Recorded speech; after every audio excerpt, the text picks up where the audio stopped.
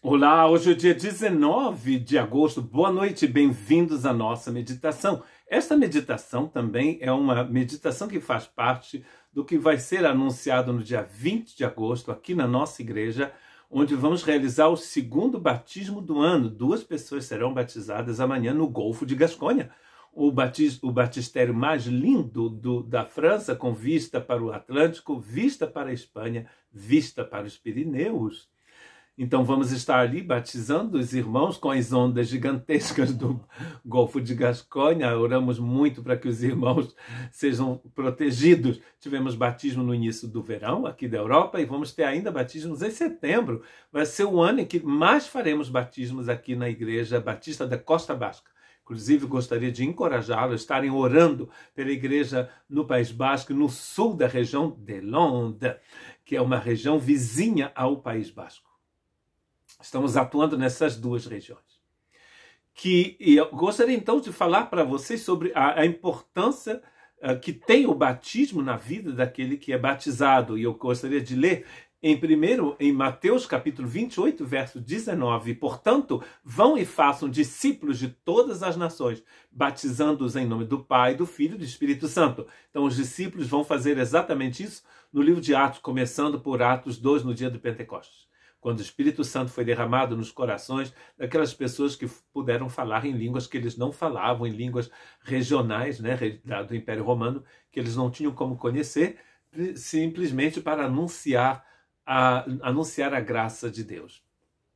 O que esse batismo significa? Quando a gente faz aqui o nosso curso de batismo, você pode encontrar inclusive o nosso curso com 15 vídeos, mas infelizmente esse curso só existe em francês. Se você fala francês, você pode seguir os 15 vídeos do curso de batismo que se encontra na playlist Curso de Batismo, Cours de Baptême em francês. Um dia, quem sabe, não os traduzirei em português. Eu gostaria de ler, então, 3 textos que vão nos falar da importância deste batismo. Mas antes de falar desses textos, na primeira parte do nosso curso de batismo, que só existe em francês por enquanto, a gente vai utilizar 3 textos diferentes. Romanos capítulo 6, Efésios capítulo 2, de 1 a 10 e Tito capítulo 3, de 3 a 7.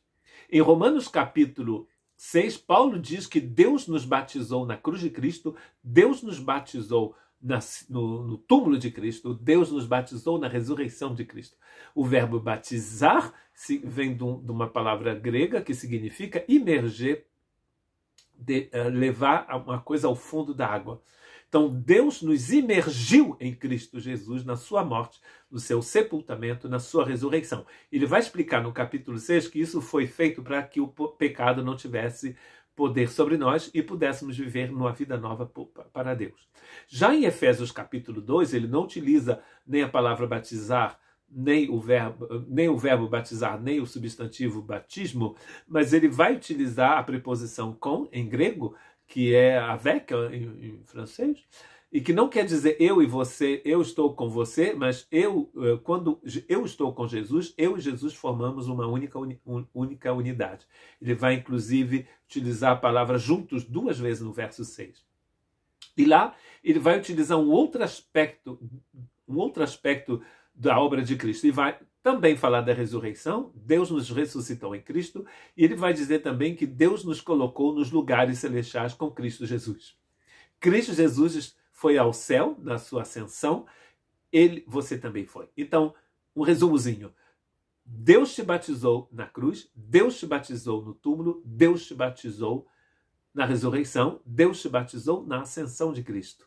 Já em Tito capítulo 3, verso 3 a 7, ele não utiliza nem o verbo batizar, nem o substantivo batismo, mesmo que em algumas versões eles tenham traduzido assim. Paulo, porém, vai utilizar uma palavra que quer dizer banho. E alguns dizem que a ideia ali vem do banho que as senhoras, na época de Paulo, faziam por um tecido que elas queriam mudar de cor. Por exemplo, essa camiseta, que é de um rosa claro, se tornaria verde, com uma tintura verde.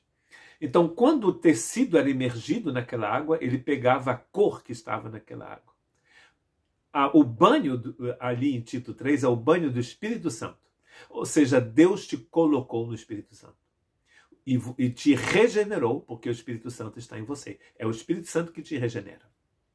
Uma coisa importante, então, é saber que todos os verbos em Romanos 6, em Efésios 2, em Tito 3, estão no passado. Você já foi batizado em Cristo Jesus. Quando você se batiza hoje, você está simplesmente dizendo sim a um batismo que já foi feito. Muita gente é batizada pelo pastor, mas nunca realmente nasceu de novo. E você vê muita gente se desviando, né? Porque na verdade nunca estiveram em Cristo. Porque Jesus diz que aqueles que vêm a mim, ninguém pode os tirar das minhas mãos. Ninguém é ninguém. Hein? Ninguém pode te tirar das mãos do Senhor. Vamos então ler os 3 textos de hoje. O primeiro eu demorei um pouquinho mais em português, porque vocês não têm esses comentários em português, sim em francês. Em 1 Pedro 3, 18 a 22, Pedro diz: pois também Cristo sofreu pelos pecados, uma vez por todas, o justo pelos injustos, para conduzir-nos a Deus. Ele foi morto no corpo, mas vivificado pelo Espírito Santo, no qual também foi e pregou aos espíritos em prisão. E na segunda parte do verso 20, ele diz: nela, na arca, Deus, apenas algumas pessoas, a saber, 8, foram salvas por meio da água. Isso é representado pelo batismo. Aqui ele utiliza realmente a palavra, o substantivo batismo, que agora também salva vocês. Não o batismo que o pastor faz, não o batismo que uma outra pessoa faz, o batismo que Jesus já fez. Ele vai dizer, não a remoção da sujeira do corpo, mas o compromisso de uma boa consciência diante de Deus. Deus já fez a obra do batismo. Quando você se batiza hoje, você está tomando um compromisso seu. Eu estava procurando essa palavra no início, não consegui encontrar no meu português, está aqui no texto, compromisso. É um compromisso que você tem com Deus. Você vai unir o visível ao invisível. Só Deus pode te batizar em Cristo, mas você decide de seguir a Cristo. Amanhã de manhã, no dia 20 de agosto de 2023, eu vou perguntar aos irmãos quem quer seguir a Cristo. E os irmãos que vão ser batizados vão dizer: eu quero seguir a Cristo. Eu quero ser discípulo de Cristo. Eu quero ter Cristo na minha vida. Eu quero continuar crescendo em Cristo Jesus. Claro que essas pessoas já têm Cristo na vida delas, mas elas querem continuar declarando que elas pertencem a Jesus Cristo. Então aqui Deus já fez tudo e você tem que ter esse compromisso de se envolver. Aliás, a palavra crer significa aderir. Não sei se se diz aderir em português. Ou seja, você recebe, você se torna parte daquela coisa, você quer se tornar parte daquela coisa. O segundo compromisso se encontra em Gálatas 3, 26 a 29. Todos vocês são filhos de Deus, mediante a fé em Jesus. Ele não está dizendo toda a população do Brasil, toda a população da França, toda a população da Galácia. Esse é um evangelho falso, né, que diz que todo mundo é filho de Deus. Ele está dizendo vocês que creram em Cristo Jesus. Só quem está em Cristo Jesus pertence a Cristo. Pois os que em Cristo foram batizados de Cristo se revestiram. Olha só que lindo. Quando você recebe, aceita o Cristo, você passa pelas águas, você recebe o seu batismo, você está demonstrando que você já foi revestido de Cristo. Quando você foi batizado em Cristo, você foi revestido de Cristo. Olha que coisa mais normal. Ele vai explicar isso em Colossenses ou em Efésios, dizendo que Deus tirou o velho homem e colocou um novo em você, te vestiu do novo homem. Ora, esse novo homem é feito em Cristo. E ali, então, no verso 28 de Gálatas 3, 28, ele vai dizer: não há judeu. Nessa aí não há judeu, nem grego, nem escravo, nem livre, nem homem, nem mulher. Se você é mulher, não deixe ninguém te dizer que você é inferior. No corpo de Cristo, o homem e a mulher são iguais. Você continua sendo mulher e o homem continua sendo homem. O homem não se torna mulher, a mulher não se torna homem. Mas ela tem o mesmo valor diante de Deus, é o que ele está dizendo. Da mesma forma que um escravo tem o mesmo valor diante dos homens. Você vê aqui as 3 categorias que são típicas da época de Paulo e que também utiliza de Paulo e de Pedro, né? Desculpa, aqui é Paulo. Ou seja, a diferença de gênero, a diferença social e a diferença étnica.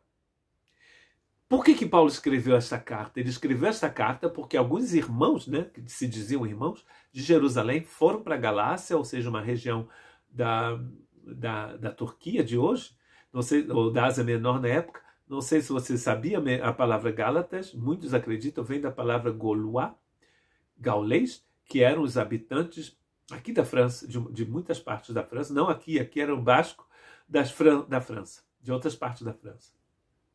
Só uma curiosidadezinha.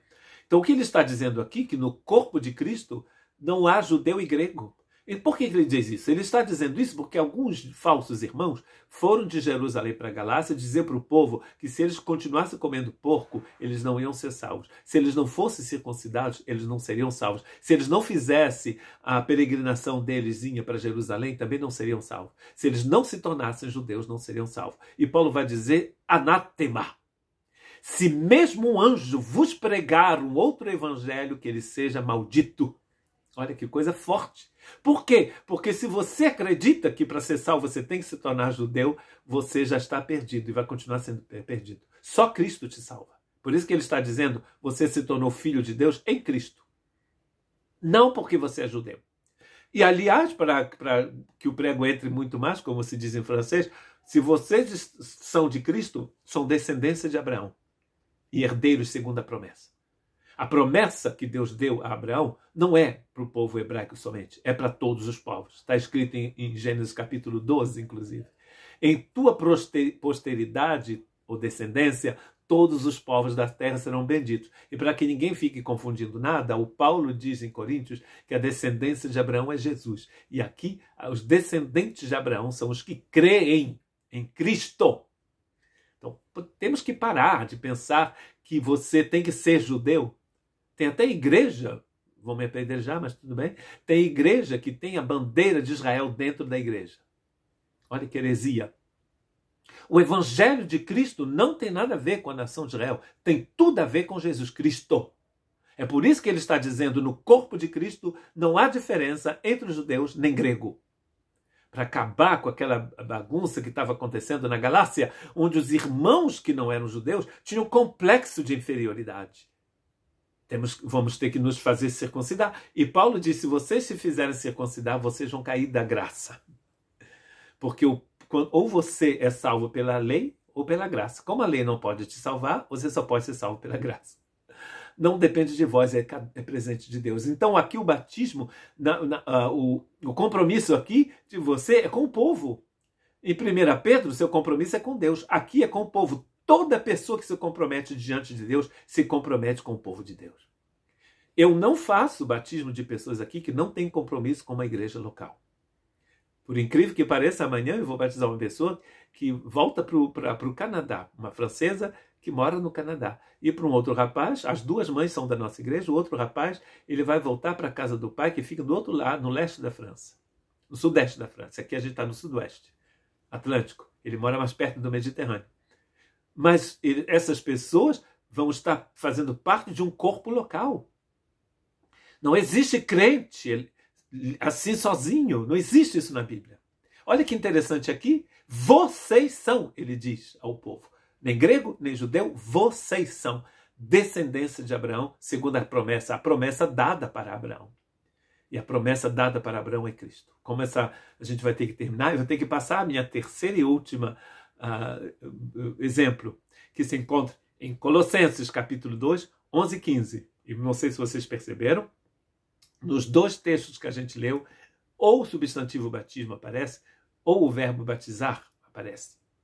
Aqui também, Colossenses capítulo 2, 11 a 15. Nele também vocês foram circuncidados, não como uma circuncisão feita por mãos humanas, mas com a circuncisão feita por Cristo, que é o despojar do corpo da carne. Isso aconteceu quando vocês foram sepultados com ele no batismo. E com ele foram ressuscitados. Está escrito no passado. Mediante a fé no poder de Deus que o ressuscitou dentre os mortos. Ele está dizendo, é claro, aos Colossenses, porque no dia em que eles foram batizados, aquilo que Cristo tinha feito, como Paulo diz, porque a palavra de Deus não pode se contradizer, que ele falou em Romanos 6, em Efésios 2 também, está se cumprindo na vida deles no dia em que eles foram batizados. Quando vocês estavam mortos em pecados e na circuncisão de sua carne, Deus os vivificou com Cristo. De novo a preposição com. Ele nos perdoou todas as transgressões. E olha o que ele fez. E cancelou a escrita da dívida que consistia em ordenanças. Ordenanças, olha só, o mesmo problema aqui na Galácia. E que nos era contrária. Ele a removeu, pregando-a na cruz. Cristo já removeu isso. Por que você ainda quer continuar vivendo isso? E tendo despojado os poderes e as autoridades, fez deles um espetáculo público, triunfando sobre eles na cruz. Numa outra meditação da semana passada, eu falei sobre o triunfo romano, e eu creio que havia uma meditação em português, onde eu expliquei por que Paulo utiliza a ideia do triunfo em 2 Coríntios, capítulo 2, 14 a 17. Ele vai utilizar aqui a mesma ideia. Então, aquele desfile de escola de samba romana, que era feito para honrar o general vencedor e o exército que havia acabado de derrotar os britânicos, por exemplo. Aqui o Paulo vai falar dos britânicos da época, os espanhóis, os bascos, os franceses da época. A França não existia ainda como país, né? Vários povos moravam aqui.